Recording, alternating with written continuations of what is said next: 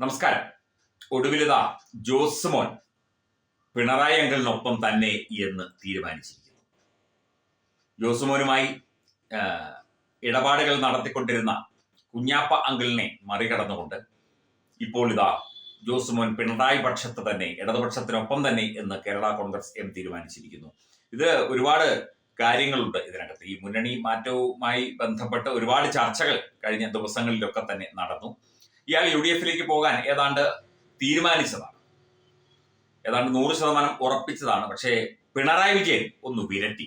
കാരണം കുറെ കാര്യങ്ങൾ കയ്യിലുണ്ടാകും, അതുകൊണ്ടായിരിക്കും വിരട്ടിയത്. മാത്രമല്ല, ഇയാൾ ചോദിച്ച കാര്യങ്ങളൊക്കെ തന്നെ പിണറായി എന്ത് സ്ഥാനവും ഇയാൾ പറയുന്ന ആൾക്കാർക്കും ഒക്കെ, ഇയാൾ തോറ്റുപോയി, പക്ഷെ ഇയാൾ പറയുന്ന ആൾക്കാർക്കും ഇയാൾ പറയുന്ന സംഘടനാ പ്രതിനിധികൾക്കും ഒക്കെ തന്നെ എല്ലാവിധ സഹായ സഹകരണങ്ങളും പിണറായി അങ്കിൾ നൽകി. അതുകൊണ്ട് ഒരു ധാർമ്മികമായ ചില ഉത്തരവാദിത്തങ്ങൾ അല്ലെങ്കിൽ ചില കടപ്പാടുകൾ സത്യം പറഞ്ഞാൽ പിണറായി അങ്കിളിനോട് ജോസ് മോന് ഉണ്ട്. അതുകൊണ്ടാണ് ജോസ് മോൻ പോകാത്തത് എന്നാണ് പറയുന്നത്.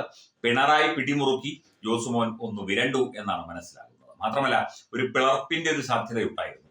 റോഷി അഗസ്റ്റിൻ പോകാൻ സാധ്യതയില്ല, അതുപോലെ ചില MLA-മാരൊന്നും പോകാൻ സാധ്യതയില്ല. അതുപോലെ പാലാ സീറ്റ് മാണി സി കാപ്പൻ UDF-ന്റെ ഭാഗമായി വിട്ടുകൊടുക്കില്ല തുടങ്ങിയ കാര്യങ്ങളൊക്കെ പറഞ്ഞു. അങ്ങനെ കുറെ പ്രതിസന്ധികളും ഇതിനകത്തുണ്ട്. എന്തൊക്കെയായാലും നിലപാട് ഇപ്പോൾ ഉറപ്പായിരിക്കുന്നു. കഴിഞ്ഞ ദിവസം വരെ ഇദ്ദേഹത്തിന് തന്നെ അറിയില്ലായിരുന്നു എന്താണ് നിലപാട് എന്നുള്ള കാര്യം. എന്തൊക്കെയോ ചോദിക്കുന്നതിന് എന്തൊക്കെയോ മറുപടിയൊക്കെ വിളിച്ചു പറഞ്ഞുകൊണ്ടിരിക്കുകയായിരുന്നു. ഇപ്പോൾ പിണറായി വിജയൻ നേരിട്ട് ഇടപെട്ട് ഇദ്ദേഹത്തെ CPM എല്ലാം അറിഞ്ഞതോടെ മുന്നണി വിടാനുള്ള നീക്കം ജോസ് കെ മാണി പിൻവലിച്ചു. ഇവരുടെ ഇടപാടും കാര്യങ്ങളും UDF-ഉമായിട്ട് നടത്തിയതും PK കുഞ്ഞാലിക്കുട്ടിയായിട്ട് നടത്തിയ ഇടപാടിനെ കുറിച്ചൊക്കെ CPM കാര്യങ്ങൾ മനസ്സിലാക്കി എന്നുകൂടി മനസ്സിലായത് കൊണ്ടാണ് ഇപ്പം നിയമസഭാ തെരഞ്ഞെടുപ്പിന്റെ ഈ ഒരു വേളയിൽ LDF-ലെ കോൺഗ്രസ് എം മുന്നണി വിടുന്നതായി അഭ്യൂഹം പറഞ്ഞിരുന്നു. LDF-ലെ പ്രധാന കക്ഷിയായ CPM അറിയാതെ മുന്നണി മാറ്റവുമായി മുന്നോട്ട് പോകാനായിരുന്നു ജോസ് കെ മാണി പദ്ധതിയിട്ടത്. എന്നാൽ റോഷി അഗസ്റ്റിനെയും പ്രമോദ് നാരായണനെയും N ജയരാജനെയും ഒപ്പം നിർത്താൻ LDF നേതൃത്വം നൽകുന്ന CPM-ന് സാധിച്ചു. മുന്നണി വിടരുത് എന്ന് റോഷി അഗസ്റ്റിനോട് മുഖ്യമന്ത്രി പിണറായി വിജയൻ നേരിട്ട് ആവശ്യപ്പെട്ടതോടെ അദ്ദേഹം UDF-ലേക്ക് ഇല്ല എന്ന നിലപാടെടുത്തു. പാർട്ടിയിൽ അഭിപ്രായ സമവായം ഇല്ലാതെ വന്നതോടെയാണ്. അത് പിണറായിയുടെ ഒരു കളിയാണ്. കാരണം റോഷി അഗസ്റ്റിൻ മന്ത്രിയാണ്, ജലവിഭവ വകുപ്പിന്റെ ചുമതലയുള്ള മന്ത്രിയാണ്. അതുപോലെ തന്നെ ഡോക്ടർ N ജയരാജ് ആണെങ്കിൽ ചീഫ് വിപ്പുമാണ്, ഗവൺമെന്റ് ചീഫ് വിപ്പാണ്. ജയരാജ് സാർ നമ്മുടെ അടുത്ത സുഹൃത്തു കൂടിയാണ് കേട്ടോ. അദ്ദേഹം വളരെ മാന്യായ ഒരു വ്യക്തിയാണ്. അതുപോലെ ഈ പ്രമോദ് നാരായണൻ MLA ആണ്. അപ്പം ഇവരെ ഒന്ന് കട്ടയ്ക്ക് പിടിച്ച് പറഞ്ഞു കഴിഞ്ഞപ്പോൾ പിണറായി അങ്കിൾ പറയുന്നതാണ് ശരി. ഇപ്പൊ പോയി കഴിഞ്ഞാൽ എവിടുന്നെങ്കിലും പണി വരും. CPM-ലെ ആള്, പിണറായി വിജയനിലെ ആള്.